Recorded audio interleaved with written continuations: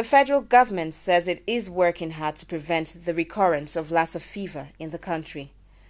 The Minister of State for Health, Dr. Esage Ehanire, said this at the Maiden Lassa Fever International Conference in Abuja with the theme 50 Years of Lassa Fever Rising to the Challenge. We have developed a Lassa fever research plan that is aligned with the global research agenda.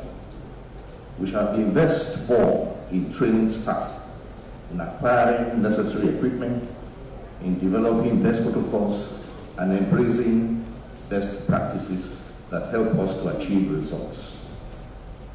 I hope all global efforts come to fruition in the near future so that we have more tools at our disposal for swift prevention, detection, and response to such disease outbreaks. Chief Executive Officer, Nigeria Center for Disease Control, said the conference marked 50 years of the discovery of Lassa fever in Nigeria, adding that it is aimed at knowledge sharing and combining efforts to eradicate the disease.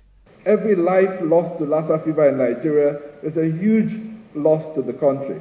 This is why we're gathered here to talk about vaccine development, improved diagnostics and therapeutics, as well as social science strategies. We're here to learn and relearn. We're here to ensure that going forward, Nigeria and the global community will rise to the challenge that Lassa fever presents.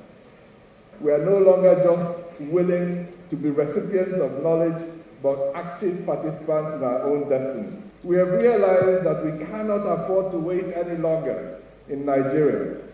50 years after the Lassa virus was first discovered in our country, we're marking this by rising to the challenge, recognizing it's better late than never.